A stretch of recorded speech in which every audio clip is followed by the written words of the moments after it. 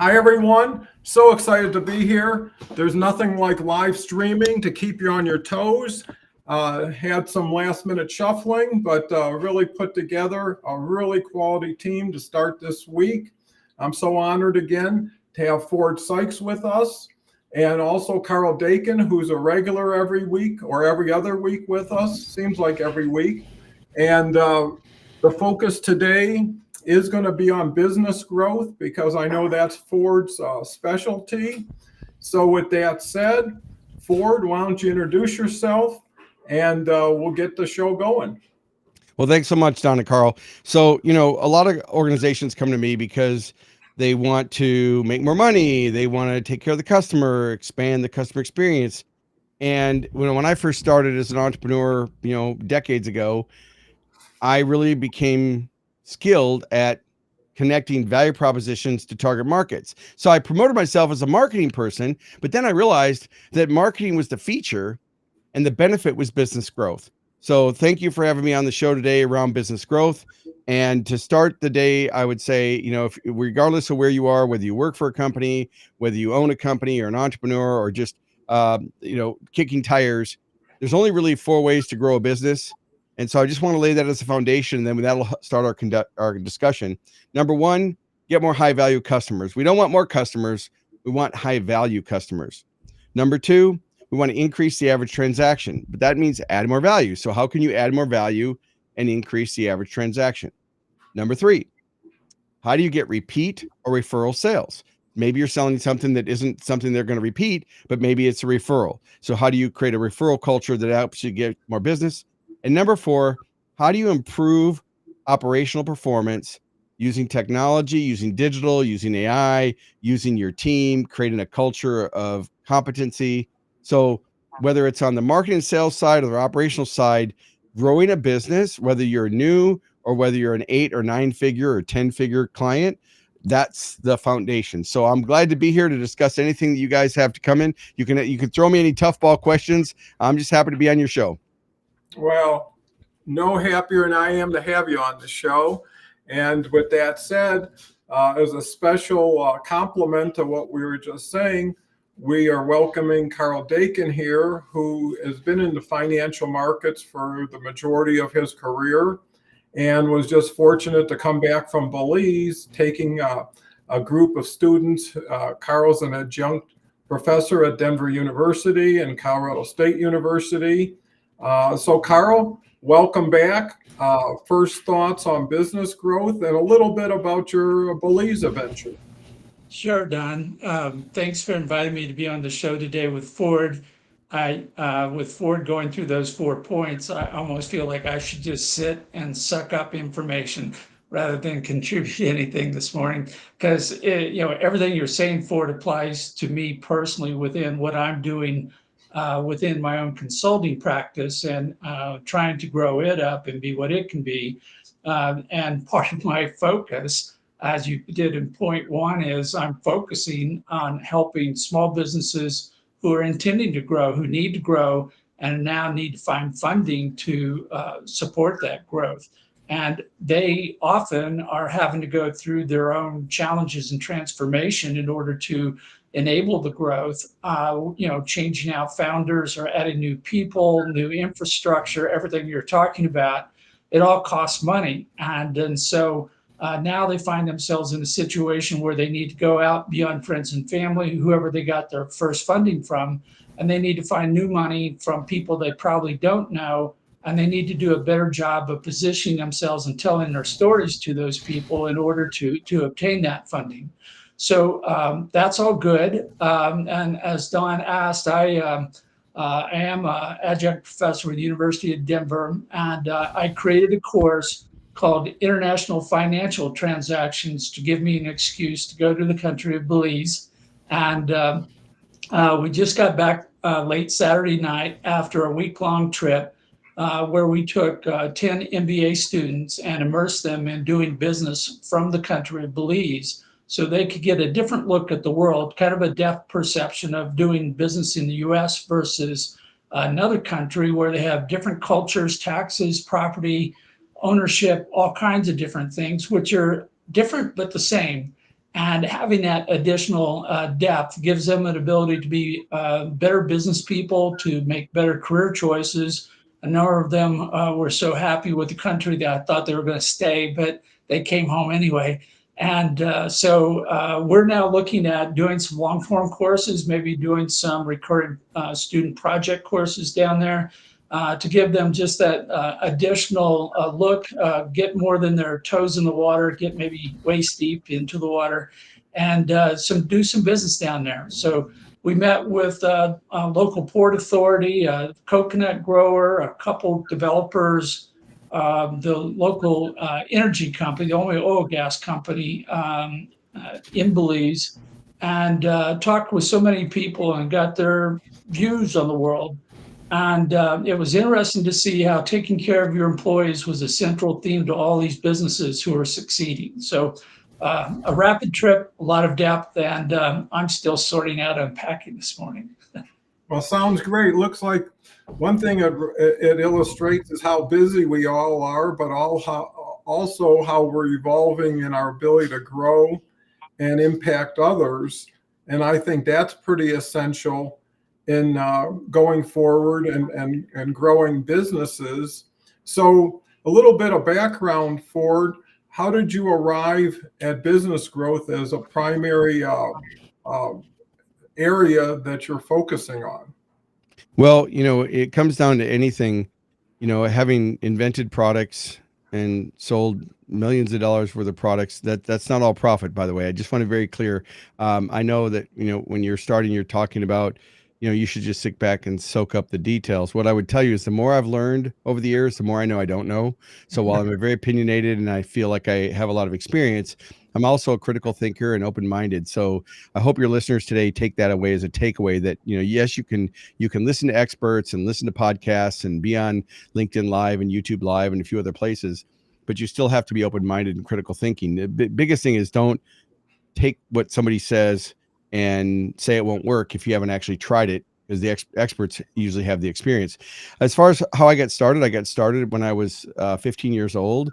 I started a painting company, and I grew the company up to 3 crews, and the average age was 40 years old, because painters liked to do 2 things. They like to paint and drink. And so if I got the jobs and kept them busy, then they were happy. And so they got 60% of the job. I took 40%. Sometimes it would be 35, and sometimes they gave them more. And I went out and sold the painting jobs. So door to door, knocking on doors, and did the old grassroots marketing to build it up. And that first year in business, I generated $35,000 in sales, which doesn't sound like a lot now, but it's about $300,000 in today's equivalents as far as sales are concerned. Now, of course, I didn't have insurance. I didn't pay taxes. I didn't know what I was doing. Not something I would suggest when you start a business. But this was 1976, so it was a lot different time back then. So I built that first business up, and from that time, I've invented products and sold products and created a company and built a sporting goods company up to 140 employees, and was selling through Sky Mall and Sharper Image and Williams Sonoma and Performance Bicycle, and through a lot of other 4,000 dealers across the United States. I was selling to Walmart, and at that time Kmart and Sam's Clubs. And so I built a company up. And so after I did that and invented a few other products, I created a think tank, Don. And so people would come to me with their ideas, and they'd say, hey, I've got an idea for this business. And so I would strategically help them with a business plan, help them understand how to grow and scale, how to find a customer. And I always came back to that. What are you selling that people will pay to make go away? Like, what's the pain or what's the pleasure? And I really kept it really basic. I did at the time, I went and took a couple college courses because I only had a 9th grade education, and I had to pre-test to get into the college so I could take some courses on economics and accounting and English. So those are the 3 courses I took. And on the economics and business class, the teacher came to me after the second week and said, or the professor said, can I just give you an A if you don't come back? And I said, what do you mean? He goes, well, you're contradicting everything I'm saying. I said, that's because what you're telling them is not correct. Like they were trying to talk about gross profit and markup, and he did the formula wrong. I said, no, you have to mark something up 100% to make a 50% gross profit. You're telling these students the wrong information. So I'm sorry, but that's not correct. I'm just fixing my little earpiece here. So Anyway, I got into it because I had the experience in the field. Then people started asking me, how did you do that? How did you do that? That led to consulting, that led to speaking. And now I'm a Hall of Fame speaker, one of only 200 that are alive in the United States, in a group that, had like Zig Ziglar and other people in it. So I'm very honored to be able to be in that elite group of Hall of Fame keynote speakers. And so now I have an agency and I go and I help people bridge that gap between their value proposition and their customer. Well, it seems like education might not have served you as well as self-education. Well, you're going to pay your tuition either way, right? So I think if I would have had the proper education, it would have saved. So I'm not bashing higher education. I now have a degree from High Point University. I'm very proud of it. I now can say I'm a college graduate. But at the time, I was learning from the School of Hard Knocks. And for those of you listening, look, you can either learn from your experience or other people's experience. One of the great things about this podcast that you put on, this live show that you go live so many times a week, is you're delivering nuggets of wisdom for your listeners. And so the real value is you don't have to do everything that we say, but take away a couple key points, and that'll help you in whatever you're doing in life. Well, that's so important. And the reason I say that is you did everything you did without the benefit of AI, without the benefit of collaborative live streaming, without the benefit of a LinkedIn platform where you could really cut through, accelerate, and try so many things and get the benefit and value of the experience and insights of other people, that you can really get an accelerated degree. Carl, I know you're a lifelong learner, and I know you've had to have your ups and downs. What was a defining moment in your career or process to direct you where you are now? If we use defining moments as the metric, I'm more of a pinball machine kind of reaction here, where I seem to bounce off all kinds of things through my career, where you get a better look, a better adjustment to what reality is all about. You hear so much about entrepreneurship, and I've worked with a lot of entrepreneur support groups, and they will give you a 100,000-foot view, which is barely enough just to make you aware of what the situation is. And then you have to adapt it to where you are, who you are, what you want to do. And sometimes that's a very difficult, if not almost impossible task to bring it down to a level of detail. And a lot of times you will go the wrong direction. You'll apply the information incorrectly, or you'll find out that your lifelong learning just got started and it will never end for a long, long time. So I would point to a couple of things. I'll give one example. I was out of law school. I was doing private practice, working with small businesses, and I was contemplating going back to get a PhD in something, just to bolster my resume, because I wasn't really clear where I was going, what I was going to do. And I was reviewing different universities when I got a call from a friend of mine. He says, University of Denver has a class, and we think that you should teach it. And it was legal aspects of information management in their graduate school of librarianship. And so I went over and talked to them. They go, yeah, you'd be perfect to teach this class. And I go, why? And they go, we can't find anybody else who knows what we're talking about in this class. So I found myself going, well, if I'm going to teach graduate students, I don't need a PhD. I'm already far enough down the road. I'm ahead of the curve. I'm one of those people who's ahead of the bleeding edge instead of behind it when innovation comes about.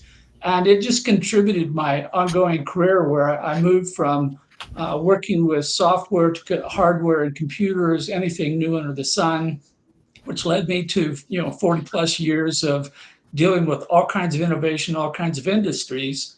And along the way, I joke, I got the short straw in every project. I was the one who had to go out and find the money for the project. And so I kind of developed my own approach, which was beaten into me by reality rather than me being a quick learner. I kept thinking that people with money were smart. They would choose me over somebody else. Anyone with money was an investor, on and on and on. All these urban myths that are not true.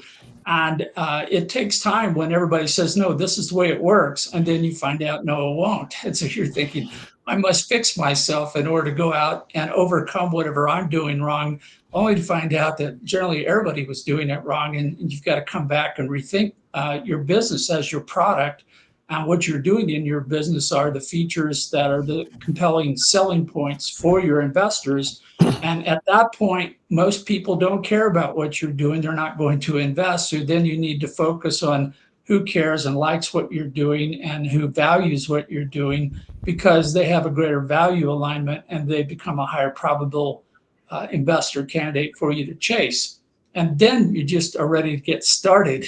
It's not the end of the story.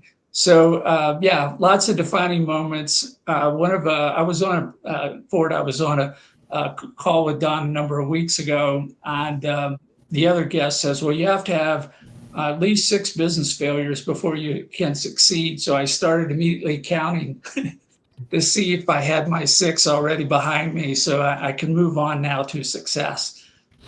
Well, I think this is so important and valuable, especially with people making transitions to what we're talking about or starting out for the first time. And in today's rapidly changing marketplace, especially as far as innovation and technology, it's even faster than it was before. And it actually takes that whole concept of it's never been done, you can't do it, because times and conditions are changing that maybe make that happen. I think another important variable that I look forward to talk about is people do business with people, and how do you develop that personality or that presence that makes you attractive and interesting enough for people to fully hear what you're saying. All right.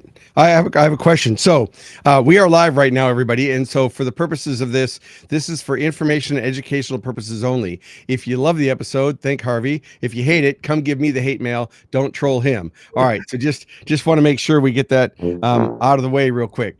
All right. So I'm going to do a mini hot seat, and we're going to answer this question this way. So Carl, you and I haven't met, right? So tell me, I'm going to use you as a hot seat. And we're putting Carl on the spot. This is not pre-planned. So tell me about your business. How do you make money now, Carl? So you're speaking you're a professor at Denver, but are you doing business coaching, or what else are you doing? Yeah, my primary business is consulting with small businesses, helping them design, stage, and operate their capital campaigns. Okay. So a couple questions. I got that. I'm going to interrupt you a lot just so you know I'm doing that. All right. So what's your product pyramid look like from low fee to high fee? So like, can they get something for free, and what's the most expensive thing? Hypothetically, we're talking hypothetically, but just so do you have any free downloads or free webinars that people can watch? Yeah, I do a daily newsletter on LinkedIn called Instant Funding, and then I'm doing my own LinkedIn live show now on Tuesday with Don's support and coaching on successful funding. I've done podcasts. I do guest appearances. All right. So I'm going to go to the next level. So now the next level. Do you have so I'm going to do this. I'm going to interrupt a few times, but just so you know, I'm doing it. Do you have a book? I've had a couple books in the past. I have 2 that are pending, getting back to work. So here's what I'd recommend. Get your book done. Go to AI, write the manuscript, go to Fiverr or go on Upwork, find someone that can lay it out in design, go get an Ingram Spark account, get the cover. I mean, we've published books in 3 days. Like, we just published a book. We've published over 300 books for clients. Takes about 3 days if you do it right, from a manuscript to editing to a full book that then gets connected. So if you load your book on Ingram Spark, it automatically connects to 60 booksellers. Okay, so that gives you your social proof. Self-publish your own book and do that. And again, the 7 keys every business needs to know about financing. And then you can decide what that is. So let's go up from the book. So if a business finds out they watch you on LinkedIn Live, and now they're interested in they've seen you on your Tuesday show, and they reach out and they say, hey, Carl, I'd love to find out how to work together. What's your next step in the journey? Do you have a call with them, or what do you do? In fact, I was just scheduling before the show. I typically will take a half-hour call where I discuss with them what their capital needs are, where they're at, and whether I can be of any help to them. And I will be very diligent in either pointing them forward where I can give them some consulting services, or I'm going to turn them to another source or send them back to the blackboard because they're not ready. Okay, so I'm going to recommend that call be 15 minutes, not 30. And I'm going to recommend that if you, in the first 15, you realize that you got a hot prospect, then you say to the prospect, you know, I think I could really help. Do you have another 15 minutes? But don't schedule 30 minutes, because if you schedule 30 minutes and they're a dog that won't hunt, you need to get off the damn call and not spend the time for 30-minute slot. So your time is valuable. You're an expert. 15 minutes is the most. Okay, let's go from that. So now let's say you've identified a prospect and they've said yes, and you think you can help them. Do you have pre-packaged pricing, or how do you price your product? We're talking hypothetically. So if you're listening now and you're one of Carl's clients, just let it go. We're talking something different here. Okay. So what do you normally charge? I do have an hourly rate. If they want to just do it by the hour until they figure out where they're at, I charge $2.95 for that. Okay. So I'm going to say this now, Carl, keep in mind, you and I have not worked together. No hourly rate. Okay. No hourly rate. They can get the first hour, which should be a minimum of $500. You're a smart guy. You've been doing this a long time. You've paid your dues. You know how to do it. They want to get you on the phone. It's $500 for the first hour. So you do the 15 minutes for free. And then if you find a hot prospect, you say, look, you know, we want to diagnose before we prescribe. I think we should have a conversation. It's $500. It's 100% guaranteed. If at the end of that hour, you don't feel like I've given you some value, but charge the $500, because you need to establish the value. It's the value you're offering. No hourly fees, because you're not a commodity and you don't want to be compared to somebody else's fees. And you also don't want them watching the clock. You want them focused on what you're doing. So you can decide to use this or not, but this is just an example of business growth. Okay. So let's say it's $500. You got them on the call, and now you've determined that they need more time. Do you have preset packages, or do you just customize it based on the client? I have to customize it pretty much, because the different capital campaigns run from very small to very large. The larger Right. ones, we try to do a flat fee for part of it, and equity or some other form of participation. So I have a part in the upside. Right. So a flat fee plus a percentage of like I did. I've done that where I'll say, look, I'll do a business plan. It'll be $10,000 or $25,000. Plus I want 2% of anything that I help you earn if I'm going out and helping them get capital. So that's good. You've got a plan there. All right. What's the most expensive contract that you've done? What's the biggest one-time contract? 50,000 front end, 50,000 back end. Okay. So that's a decent amount. That's good. So you've got a business model now. So now we're going to go to phase 2. So what you need to have, I'm going to give the 5 things for your listeners, and don't worry, Harvey, I'll let you get back to running your show here. What's that? It's Don. Don, I'm sorry. I don't know why I said Harvey. Harvey Tuck's another one I was on. Sorry, Don. So I know, but usually the names are up in front of me in the Zoom or in the live stream. So apologize to all those listeners out there. I know who he is. It's my fault. I'll just take it as a senior moment. Okay, Don. Well, it's okay. You said Ford Saeks, so we're even. Yeah. Okay. but I do appreciate being on your show again. All right, so I'm going to continue for just a second here. So, Carl, the 5 things to grow your business are your area of expertise. You've got that. You're a smart, you're number 2, you've got to have a revenue model. We just talked about it.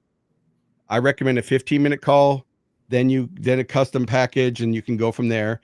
And you need to have things at free and low levels. The books and things are social proof and leaders to get them into the call, right? And just like doing your LinkedIn Live, which is Don's helping you with your show. I think that's amazing, because he's an expert, and there's nobody I know, and I've done lots of LinkedIn. There's no one I know who's done what he's done on LinkedIn, which is why anytime he asks, I'm like, yeah, I'll do your show. Right. Okay. So you've got to have your expertise. You've got to have a revenue model. You have to be skilled at delivering the content, which is what I think I might've just cut out. Am I still here? Yeah, you're doing great. Still here. Okay. Cause my camera looks like it's not there, but I'm going to continue as long as you can hear me. You're doing well. We can see you too. Okay, so that's weird. On my screen, it went out, but it's okay. So you've got to have I'll do it slow, and then I'll turn it back over to you. You've got to have your expertise. You have to have your revenue model. You have to be able to deliver the content through multiple mediums, whether it's speaking, training, coaching, consulting, learning management systems, LinkedIn Live, LinkedIn Learning, whatever the different courses are. And then number 4, you've got to have your digital footprint, which is your website, your social media, your search engine optimization, your business directory listings. And then number 5 is just taking consistent action to realize that you have to solve problems. And so there's a formula, which I'll stop. I'll share it if you have a question, but there's a formula which is identifying the problems and the consequences that your target market has, and then the solutions and the results. So when someone comes to me, I can say, well, you know how franchise organizations struggle with getting their franchisees to follow their systems and take personal accountability for their own results, which results in low profits for both you as a franchisor and the franchisee. So again, I don't talk about anything I'm talking about. I talk about the problem and the consequences. And then the solution is, well, what I do is blank, blank, blank, as I help those people do that. So the key here really is to look at those 5 things and look at what area do I need to work on. Now, I haven't looked at your website. I haven't looked at those things, but I'll stop there, turn it back over to Don. But that's an example of like a hot seat of looking at someone's business and helping them scale it. I think Ford, Carl, please. yeah, Ford, I just want to thank you for that. And Don, I want to thank you again for letting me be on the show this morning so I can gain the value from Ford's comments. I agree with everything you're saying, and I think I'm on track for a good part of that. I think that part of what you were showing with the 15-minute and then doing a flat fee on the first hour is, as you say, is trying to establish value. Too often, people out there in the small business world, they get a lot of free information and they start developing an expectation that everybody's going to help them for free. Everybody's going to fund them because they're an entrepreneur. And reality just kind of reaches up and smacks them right between the eyes and says, no, that's not the way it works out there. In fact, if you're getting too much of this stuff for free, you better start checking the quality of what you're getting. Because there are some mentors who give invaluable help along the way. There's different accelerators, incubators, and government programs will give you information. But at some point, it's still not it's not customized. It's not personally fit to you for what you're doing. And at that point, you may need to get expert help, like I did when I reached out to Don. I've been podcasting for 6 months and not seen anything out of it. I've been posting articles on LinkedIn for 5 years and occasionally getting something out of it. And as soon as I started working with Don, everything started gelling. I had all the platform of LinkedIn. I had the analytics. I started getting people who I knew going way back in history going, oh, Carl, yeah, I remember you. Yeah. In fact, I got an email this morning from a guy that I've known for probably 20 years. And he goes, hey, I need some help. Let's get on the phone. So it was interesting to see how it opened doors within existing relationships. But at the same time, as of this morning, I have 723 subscribers to my newsletter since I started December 1st. And a lot of these are people I already know, but there are a lot of new people. And I want to use LinkedIn Live to build a community of people who support businesses because I realize I spend a lot of my time talking to an individual business and I get trapped into saying the same thing to try to get them up to speed. So one of the infrastructure things I'm working on is I'm training up a customized artificial intelligence that unfortunately I made it look like me, but now I'm getting it to talk like me. And I'm going to use it on my website to try to answer those first questions that everybody has as they try to figure out what I'm saying, where I'm coming from, and what they need to do to get ready. And then it kind of sets the table better for the consulting work that follows. Yeah, yep. Go ahead, Don. Well, what it demonstrates is, and especially in today's world, is time and cost efficiencies for all parties involved, right? And how you appear is really the beginning, hopefully, of a strong relationship. So again, to Ford's point, 15 minutes is enough to see you, say hello to you, and get the essence of what you have to say. And that puts the responsibility on the questioner or the potential client to show themselves in what they can do in 15 minutes, to give you an idea of what you're going to be getting into. And it gives you an opportunity to portray yourself as something that's justifiable. I think to Ford's point, when you put an hourly rate on anything, you know, you're a time person, right? You're trading time for money. You know, 3 hours will get you 3 times your rate. When you're an idea person or an innovative person, and you know, everybody here today knows that when you start with somebody, there's a lot to do with that person in order to get them up to speed, right? If you're just selling a commodity, a product, well, that's it. That's all there is. What's the value and what's the marketplace going to allow you to do?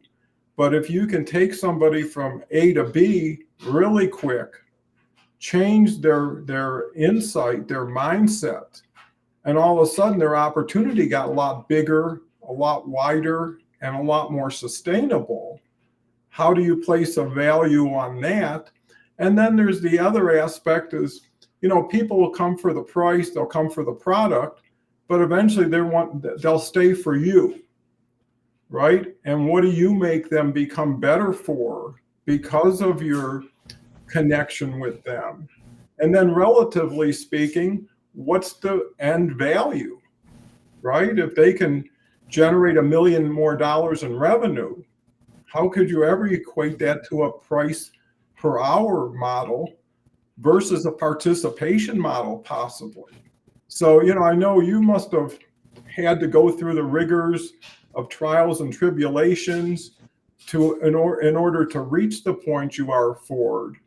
So what were the compelling areas to say, this just doesn't work as well as I thought it would, or there's a better way?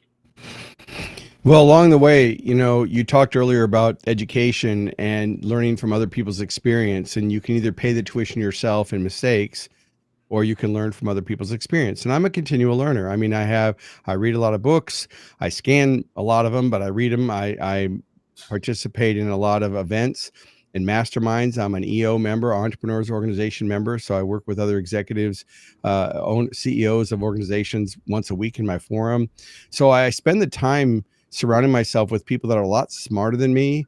And, you know, even like on podcasts like this, like I have grown businesses up from the marketing side, but I've always been undercapitalized. I've always had just enough money to go bankrupt. I mean, I remember when I built my sporting goods company, I went to it and got an SBA loan for $175,000. And I thought, I'm rich. Oh my God. It was just enough for me to almost go bankrupt because I was undercapitalized and I was growing so quickly that I had to factor all my receivables in order to get cash flow. I mean, I lost a lot of money by not taking care of the financial side of the business. So I really learned the hard way on a lot of things. But Don, it really comes down to, you know, what you just talked about, transactional versus transformational. So when I talk to people about my coaching and someone says, hey, I'm interested in strategically working with you, Ford, and I'm more of a consultant than a coach, but although some people don't know the difference, but a consultant, I'm more strategic and give you the ideas. You're responsible for executing. A coach is going to like guide you along the way. I do both, but really I'm more of the idea guy that's going to say, okay, here are 3 answers of how you can help solve and bridge that gap between where you are. And so I tell clients, if they're asking how many hours they get with my package, that they're the wrong people, because if they're asking the wrong question, the answer doesn't matter. Mm-hmm. And so the question shouldn't be how many hours. It should be how quickly or what can I do to help solve these biggest challenges. So the 15 minutes for me is identifying their big goals. What have they tried in the past? Who have they hired in the past? Because I'm trying to get a feel for, are they coachable? Because even if they've got the money, if they're not coachable, I don't want them as a client. Mm-hmm. They become what I call a PITA client, and that's a pain in the butt client, right? So if they're a PITA, I don't want them because they're not going to listen to anything I say, and everything they're going to challenge me on everything, which I don't mind being challenged. But if they're not willing to be coachable, then I can tell that in 15 minutes, right? I know if they one up me on everything I say in the first 15 minutes, and I'm like, okay, probably not a good fit, which is hard to turn away business, especially when you're thinking, hey, you know, this would be a really great client. I know they've got the money, but I've learned in later years that sometimes it's better to walk away from business. I don't know about you guys, but that's where I have found. Yeah, I agree a 1,000,000% with that. Because again, I've always mentioned people are like elevator buttons. Some take you up, some take you down. And how that impacts your direction, your mindset, and your innovative ability to work with somebody who isn't innovative, who is just looking for confirmation or validation, or just Right. wants you to stay within the pattern they have and optimize it a little. And, there is a point where money is a byproduct of what you do, not the reason for doing it. Right. And if I can't get smarter, better, happier, that's an essential element. I'm at a different point where I had my career, retired after 37 years ago, 7 years ago, and have built huge businesses, really bootstrapping, that generated over $500 million in sales. And I was one of the first companies ever to be invited on Walmart.com when they launched as a private marketplace, and had reached a level where I was working with really smart people at a really high level of doing business, which was always based on trust. You always had to have documentation just to identify the borders of everything. But at the end of the day, it was fairness, because it was long term. Hey, we worked this out for this reason, and then we ended up there. Well, now that it's Carl and me again, until Ford comes back. Carl, what do you think about this conversation that came out just out of the blue today? Well, I was laughing this morning because I have this list that stretches across my desk of things I'm doing to get back up to speed and get fully re-engaged with everything I'm working on. And so when you gave me a shout out, about being available, I said, let's see, my calendar is already clear because I was trying to catch up. Sure, yeah, let's go do this. But being on the show with Ford, yeah, I feel like I'm in celebrity, on the red carpet now, watching a celebrity walk by. He's been there, done it all. He's at the peak of his career, and he's essentially giving advice to everyone. But here I am, 40 plus years in my career, and I still feel like I'm learning a lot this morning. And I'm going to be taking notes, going back to a lot of my stuff after we get off the show and going, yeah, okay, Ford said to do this, and it makes a lot of sense. So I'm going to be making some changes to make myself more efficient. I got a couple new client prospects who want to talk to me, and we're going to be doing 15-minute phone calls because Ford said I should do that. Well, I'd say like anything else. Sorry, I had technical difficulties, got kicked out. But here's what I would say: test it. As any good marketer would be, test, track, modify, and repeat. And I know you would do that anyway, but test. Get your best guess, do your education, and I'm talking about the market, not for you guys. And then test it and see what works, and then repeat what works, and don't do what doesn't work. So. Yeah, that's amazing. I'd love to see how it works for you in the future. Well, yeah, I'm going to implement some of this after we get off the show. But I did the same thing with Don. Don, was coaching me, letting me be a guest on his show. He says, well, maybe you should do a newsletter. So I thought about it almost 10 hours, and then I started one, because I agree with you. You can't really know something until you try it. You can stare at it, you can look at it from outside, you're an observer, you're in the audience, but that's not anywhere near being the same thing as being in the middle of the storm or being on stage performing with the band. So I'm an early tester, adopter. Get in it, find out what I don't know, figure out what I need to know, and make continuous refinements from there. So I've made 3 or 4 changes in my newsletter. Don's been very helpful, mentoring me and giving it more punch, and thinking, trying to get feedback all the time from everybody reading it. What's of value? What do you care about? I watch the analytics to see if I get a spike in interest, because you're never done. there's it's continuing improvement type of thing. And as I learn more, I try to implement that as quickly as possible. And I really like your comment about, a quick read on someone. My common biggest gripe is that I will have someone who thinks they know how to raise money by asking any wealthy person for money, and when I come back to them, I go, no, you need to really zero in on people who care about you, who get the benefit outside of the investment, maybe more or greater than within the investment. And if I find those people, they are all very willing to work towards figuring out who that is, how to craft their offer to match up with those investors. The other ones are kind of like magnets. You used your term. I call magnets. It's like I pull them away from each other, and then they snap back to where they were thinking before. And I'm going, no, they missed out on everything we're talking about. There's no way to give value or add value to them, so you might as well move on.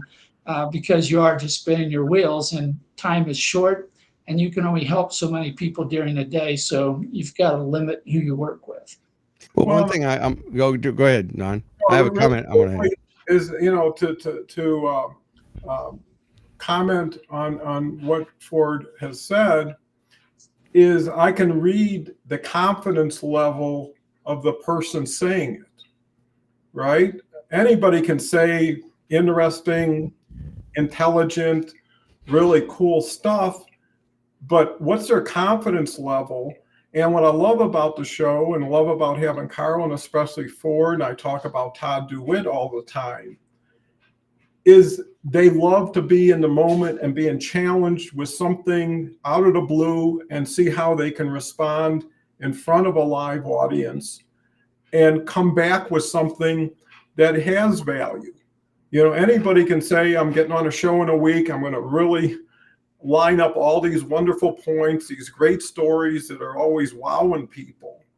But people want to know, hey, if I'm with you, who are you when I'm with you? Not what did you say, what did you do, but how fast can you turn something around for me? Because that's another time versus money situation, is someone who just doesn't come up with anything new. No different than a client. It's like, hey, this person isn't changing. They say that they're learning. They say they're growing, but it's not reflective of their action activities. And they're not making me smarter from challenging me, right? They don't question things enough. They just accept or assume. And one day they're going to have to be on their own 2 feet, right? So how prepared am I making them? Plus, the smarter, the stronger, more successful they are, once they got a taste, they'll probably want a bigger portion next time, right? And it's easier to do more business with less players than less business with more players, because of the time to get oriented, the time to get to know and build those relationships. And, just like this audience turns into a community that eventually distills into a family, you can only get better if the people around you are getting better with you or ahead of you. And I'd rather run with the fastest than try to keep up with the slowest. And, again, at the end of the day, it is human potential. It is the ability to make yourself better by having other people, involved in what you're saying and doing. Really quick, I don't want to be remiss. I always love to recognize the audience. Carrie's here and is happy to join us. Dennis, who's an everyday person. Gentleman's done 49 years here in Denver in the heating and air conditioning business, and anybody who can do 49 years has shown their ability to reinvent themselves and align with change. Beverly's here, had a little difficulty getting on. Beverly does every Tuesday, women's empowerment event. She's just a fantastic professional who I learned so much from. Khan, who was here just for a moment, and I can't say enough about Khan. Khan just finished his second book. He does international consulting on large scale. Don't estimate the value you bring to your audience. Carl, in your area, you are an expert, just like Ford is in his. And that's so important, is people who root other people on, who enjoy the success of others until their success comes or when their success comes. And I think the collaborative effort of support of both Carl and Con last minute, because I wasn't sure about the show, jumped on and said, sure, I'll do it. And I know Carl, just as a point, a couple weeks ago had a show, and because of whatever reason his guest couldn't show up, and I couldn't see doing an hour by myself. I don't have an hour by myself I could do to make myself push forward. It's like eating a whole buffet in one bite. So Ford, what I love about what we're doing here today is you can always tell on people's faces when they're smiling genuinely, when they're involved in it. And to Carl's point, I had actually come up in because I was doing 20, 30 minutes. I said, no, I'm going to do 15 because it gets us right to the point. Plus everybody knows it's 15. How do you use that 15?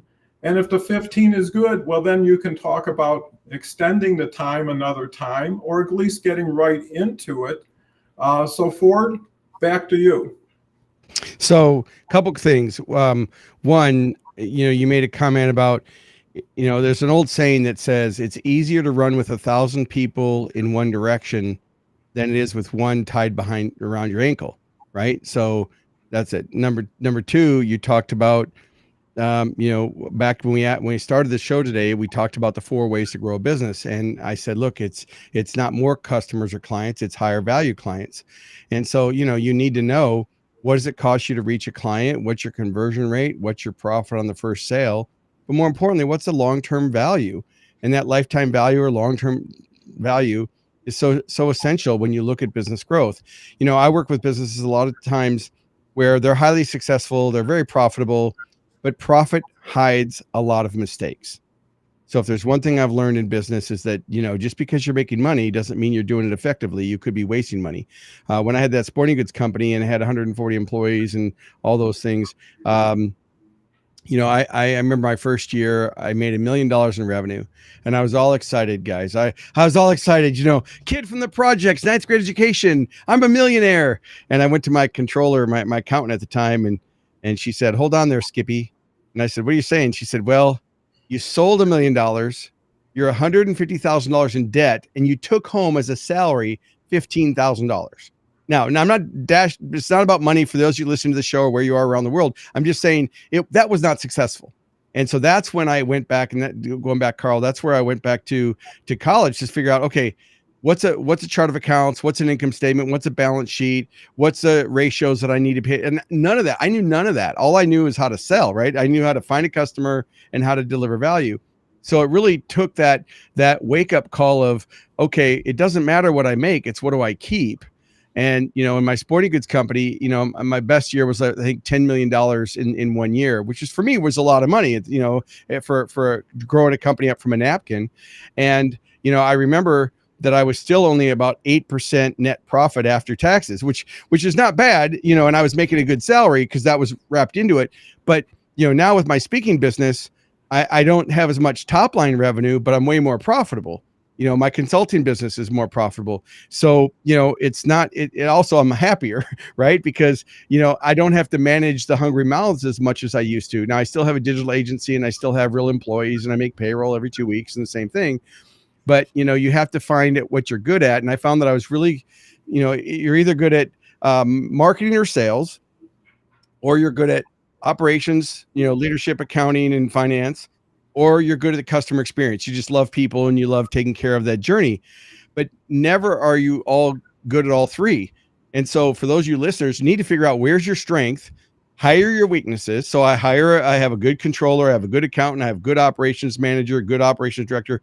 So they can actually get things done, because it doesn't matter if you have the ideas, squirrel, it doesn't matter if you get anything done. It's how well are you actually, how effective are you? And for me, I would rather have people that are effective versus efficient. Efficient people follow the rules. They do exactly what they're told to do, but they sometimes lack the common sense to apply it to the situation. And sometimes the policies don't work. I'm not saying if you work for a company not to follow your systems. I'm just saying that you have to look at what's effective versus efficient. Well, one thing I want to add before we close in about 10 minutes is I want to have Ford share his podcast live stream and events. I was lucky enough to participate in one and looking forward to when that goes live. So Ford, why don't you share with the audience how they can interact with you more on the level that you're at and opportunities for them. Certainly. So I go live Wednesdays at 11 a.m. Central on Facebook, LinkedIn, and YouTube. So you can subscribe on your favorite streaming platform. And also the audio track becomes the Business Growth Show podcast. And Don's been a featured guest before. And Carl, I'd love to have you on. I'll send you details we can talk about finance and raising money and because most companies are undercapitalized and because they don't know what they don't know, right? And so I go live Wednesdays at 11 a.m. Central. And just like you, I'm more interested in quality listeners than quantity. So I don't have millions of subscribers to my newsletter and to my episodes, but I have the right people. I have a lot of C-level executives, business owners, private equity groups, companies that are really interested in my topic, which is around business growth. So we talk about leadership, marketing. We talk a lot about AI right now because that's impacting every organization, even like you trying to create your little AI bot for you. And but I appreciate you allowing me to do that plug. So it's the Business Growth Show or Fortify, and just connect with me on LinkedIn. If you're listening to this show right now, my name is Ford, Ford, last name Saeks. It's part of the show notes. You can see it. And connect with me on LinkedIn. I'll be happy to accept the connection. Just put in a note, heard you on Don's show, so I know that you're not just trying to sell me something. Well, that's great. What I love so much, and I've done 700 of these in 2 years, is the generosity, the quality of the individuals that I've had a chance to meet and continue to grow with. Because just like you mentioned, you're looking for more relevancy than just population, right? Correct. You'd rather have 20 strong, solid, aligned individuals as opposed to 200 or just having a party around you. And the other element is learning from others as you're working together with others. So in other words, most people are, I'm the coach or the consultant, you're the client, and there's always going to be that dynamic versus peer to peer, learning from each other. Because as you look at someone, even a nuance as to how they respond to something before they get verbal, right? How they project.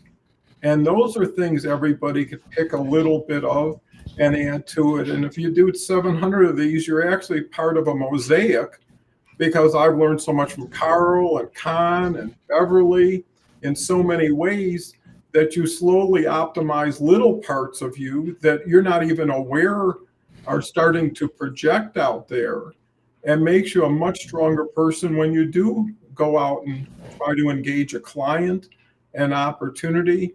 I do believe when you feel like you have no ceiling, that opportunities are unlimited. It's really about how do you balance them? How do you engage in them? Because I think another challenge people have, just because you're good at something and you like doing it, it's not always the proper thing at the proper time to do it. Being able to exclude things. So again, you're more relevant, you're more aligned, and you can prosper in so many ways. And especially when you bring more value than anybody invested in, including yourself, where 1 and 1 turns into 11. So I know we're coming up to the tail end. Carl, this has been a fast and furious run through of you can't get enough of it. Honestly, I got to say that. Carl? No, this has been fun. Invite me back again. I think it's, going back to your original comment, Ford, is that I'm trying to zero in on what I have fun doing, which I think is taking on challenges of raising funding that have never been done before. So there is no rule book. And so I let a little bit of my creative streak run wild, going, maybe I can fit a solution together on that. And for the right customer, the right client, I'm exactly the answer that they're looking for. I'm going to be part of that. And then it's kind of takes on an adventure story thing where I'm looking for a wizard, I'm looking for a thief, I'm trying to build a team of people, who can go with me on this adventure, and we'll go out and solve this problem together for a client who has all the ability to grow if we can just put the right solution together. And that's where I have the most fun, and that's where the most reward is for me. And getting paid is necessary, but it is secondary to having the fun of, oh yeah, look what we just did. Well, and one thing before I turn it right back to Ford, and I think Ford had made this point, I know Todd has, is how can anybody get the value of what we bring in 1 hour from everything we've said? That's incredible, right? Just spending an hour with Ford, and hopefully Ford spends an hour with me, and the same thing with Carl, is the access to it and the unadulterated pureness of it, right? It hasn't had a chance to get filtered. It's like you said something, I'm responding. It's almost like knee jerk. If you gave me 5 minutes, I can be more intelligent. But, I wouldn't be as authentic. I wouldn't be as in the moment. And I think that's what people really want to know is if everything goes well, there's not much you need to work on. But when the ship falls over on this side and you got to get it straightened out again, where are you? What are you? And then also that empathy that's so important when you're working with somebody, right? That, hey, it's going to be okay. We can make it happen. It's just going to take a little longer, or we're going to have to shift a little bit. That's what people spend money for, is the ability to say, well, they if they don't know it, they'll figure it out with me or for me. And that gives me more confidence. So coming up on top of the hour, I'll have Carl say final words and then turn it over to Ford and get everybody on their busy way today. Carl? Again, thank you, Don, for being on let me be on the show this morning. My primary purpose in working with Don was to build a community of people who are also supporting businesses and growth.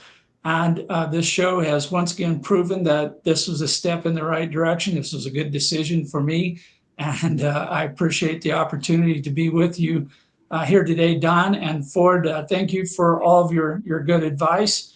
And I was writing down notes so I can get in and see your show here on Wednesday. Well, great, Carl. Ford? Well, first of all, Carl, thank you for jumping on and saving Don from having a heart attack of a guest not showing up. So I know, full disclosure, everybody, I'm going back to back. And my team said, you're supposed to be on a show right now. And I clicked the link and I'm like, oh, crap. So, I'm back to back. I'm very busy. I'm very scheduled, but I'm honored to be able to be here today. Things happen for a reason. Carl, thanks. I got a new friend. I know some things, and now I've got a resource I can use for my clients. And Don, you're the ultimate connector of people, and you're really just delivering such great value. And I would say this in closing: you can't drink from an empty well. If you want to make more money, you have to add more value. So you need to look at your life and what areas of your life do you need to improve your learning in? Is it in leadership, finance, accounting, marketing, sales, team building, whatever area? Maybe you're a parent. Is it parenting? Whatever modality it is, there's no shortage of resources out there on the planet right now. There's no excuses with TikTok, Facebook, LinkedIn, Instagram, Snapchat, TikTok. There's no excuses, but you have to find the right people. And this show definitely has the right people and the right guests. Make sure you subscribe. Make sure you show up. And again, you can listen to the background. And if if it's a topic you really like, then make sure you get engaged with the chat, like a lot of the people that have done that. So thank you for those of you that were in the chat engaging. I can't, as a panelist, I can't answer anything in the chat. So that was good. But Don, back to you. Thank you so much for having me as a guest. Like I said, you need me again, just let me know. I'll just make sure I come in early. Definitely on future shows and schedules. What I love about both Carl and Ford, and I sincerely say this, they are also so humble, and they all learned as they went, right? This was not something that was handed down to them and they just felt entitled. and they are accessible, and they do a lot of good, you know, in so many ways for so many people, and we'll never know what the benefit of the audience received today, even if it's just let's do 15 minutes instead of 30. We will for sure never get to know, meet, and learn from people who will see this show for years after this. And I think that's really the key to what we were talking about, efficiency and effectiveness, is getting residual value, continual value from efforts you do today. And I think that's how someone can really benefit for others as well as themselves. And every learning experience is a growing experience that allows you to be better the next time you come on. So thank you, Carl. Thank you, Ford. It was tremendous. Thank you, Con, for being as generous as you were today also. Tip my hat to everybody. And with that said, we'll see you tomorrow at Beverly Women's Empowerment event. We actually, I'll tell you, we've got a young lady who's 18 years old. Her name is Imogen Ayres. She's in England. She just did a post on LinkedIn, got 90,000 views on her post that said, why I'm not going to medical school now. She's focused on helping other people in that area. She's done 100 podcasts already. And Wow. she's a sponsor. She went to a convention in Malta. I had her dad on. You might know him, Ford. He's in franchising, Kevin Ayres. And he was a tremendous guest. So, you know, everything comes from something and then moves to all kinds of different ways. Khan just says, last comment, thanks all for another great show. Thank you. And I can't thank you enough, so we'll have to do it again to keep the thank yous going. With that said, thank you, Khan. And thank you, Carl, and thank you, Ford. Thank you, audience. Talk again. Bye.